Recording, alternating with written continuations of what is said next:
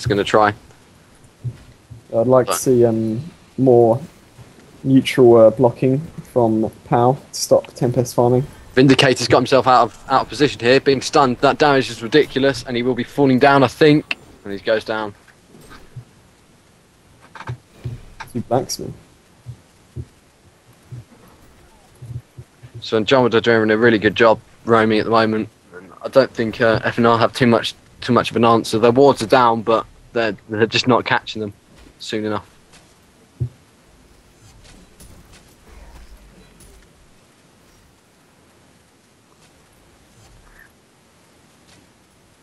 Creep wise at the moment, Magebane seems to be getting the better of Solstice in middle.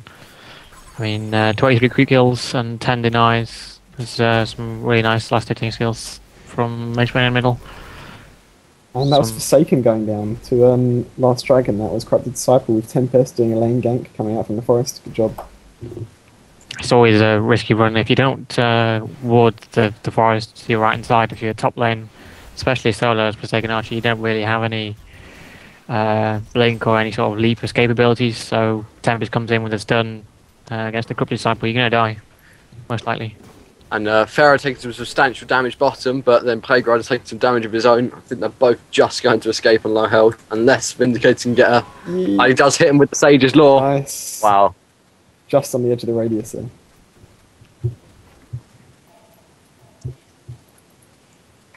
So Vindicator actually doing something this game instead of,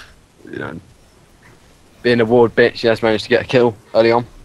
Interesting build from Solstice. He hasn't his ultimate yet, which I suppose isn't too bad because his ultimate doesn't do too much. He's lacking souls this early. As well, that mana drain from Magebane is going to be blocking from using his ultimate. He has got Invis in a bottle though, so if he did have his ultimate mana, he could go up to gank. But lots of heroes in the forest blinking around. I don't know if Andromeda's seen Tempest, but it's going to be risky with all his minions about. They do have some reasonable damage output, even at level 2. Yeah, well, Tempest did see them coming up the opposite ramp as he was neutral creeping and blinked, and Corrupted Disciple managed to get to a safe distance. And there's a nice little stack here from Tempest, possibly going to look to get some high level elementals and try and take it on. I actually think he's pinging it for Solstice to come and take them with his triple nuke, perhaps. Maybe, but here we go. PO might be able to see this creep stack. They've seen the creep stack, so I don't think there's much that PO could do against it though at this point. We're coming behind Solstice now, but with an invisible bottle should be able to get away from that any sort of gank, unless it kill him before. Actually, no, he hasn't got his bottle on him, so he's going to go down. Blacksmith getting the kill again. Carry Blacksmith maybe. It's possible. Harkon's Blade. Yeah. Some generic DPS. What I'd quite like to see as well is if Forsaken Archer can get some Call of the Damned minions from the lane, and then go and kill that creep stack with their arrows, maybe with their ulti. I'd like to I think that'd be quite a lot of gold for early game. Definitely worth using your ulti on some creeps. It doesn't do too much damage, in my eyes. It's a bit of a weak point in Forsaken Archer, I think. Hasted Blacksmith chasing after Tempest. Yeah. He's got haste, and he's going to be slowed. That's going to leave some hefty damage if Andromeda can hit a stun off, which he does, and going down. Although Vindicator needs to be careful. I think Blacksmith hasn't got enough mana for his stun. Andromeda needs to get out of there, but I don't think she's going to get out of there. He's down. Andromeda goes down.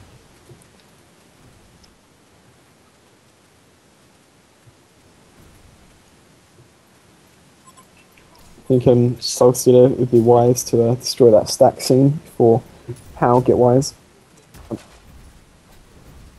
Forsaken doing some hefty damage to that tower, taking it down to below half health. And she might be in trouble here if Pharaoh can come up and ulti, but it doesn't have she's getting out of there. Level 5. Oh yeah. Sorry. And I think in these past couple of games we've seen the generic Pharaoh mid move to Pharaoh in the lane, then moving on to gank later on, at a later stage. Yeah, what do you think? It still can be just as effective. But I actually disagree. I don't think a Pharaoh in the side lane is very effective at all, other than being a bit of a meat shield. being a strength hero and having mummies, you can just kind of protect the lane. I think he's far more effective if he gets solo. I'd have to agree with Caution there. I think he's not really been used to his full. He has got level 6 now, but if he'd had it a couple of levels earlier, he might have been able to get some sort of ganks on Andromeda if you can catch him roaming, or some weak heroes trying to escape. And Soulstealer, backing away from Andromeda there. Oh, Vindicator in trouble. He's going to go down. It's Plague. Good job. Stun from Blacksmith and a bit of tower dive paid off. Let's see if Tempest stacks these creeps anymore. It's gone. He's looking to creep drag. I think it's really nice to see Blacksmith being utilised in a lot of the, in the past 2 weeks or so. Gank on Soulstealer. No. Dropping pretty heavily there. Blacksmith and Andromeda are doing a really great job of switching the lanes and just basically killing anyone if they catch them on. Really forcing PAO to play, FnR to play defensively in their lanes. They can't bench sort of past the midway marker, fear of getting ganked. Tempest they might catch Tempest here. Stun goes down from 2 times multicast. That's a little bit of luck. I think a charged hammer first before the stun would have been better, as we said previous game, but they did get a kill in the end. Vindicator's going to maybe pick off Andromeda, but it's a bit too far away. Did get the nuker. He's got mana battery, yeah. Should just about save him. Ooh. If he didn't have that mana battery, I think he might have gone down, but...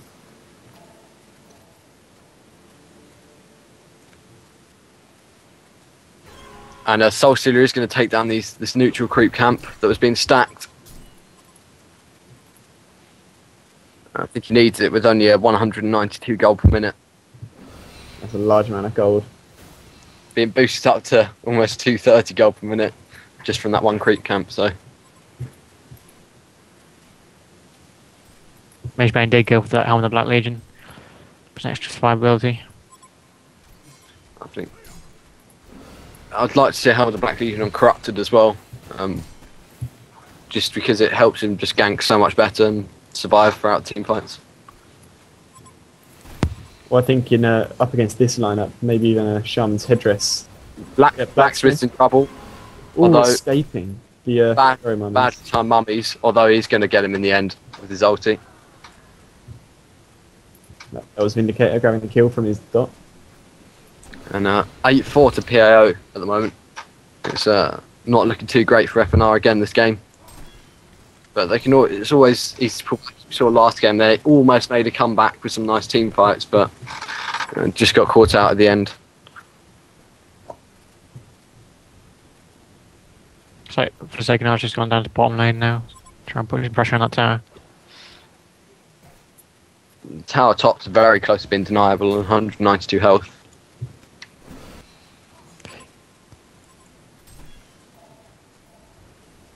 Forsaken Archer TPing out to the top lane, maybe looking to get this tower, but in the meantime, Tempest just escaping out of and the Minotaur stunning Plague Rider and Andromeda as they try to go for that gank on Tempest. I think it's quite an interesting use of Forsaken Archer here. He seems to be just building up some skeletons in the lane and going heavy push as a solo push hero. I mean, one more push and that tower will definitely go down if you can get some skeletons from this lane.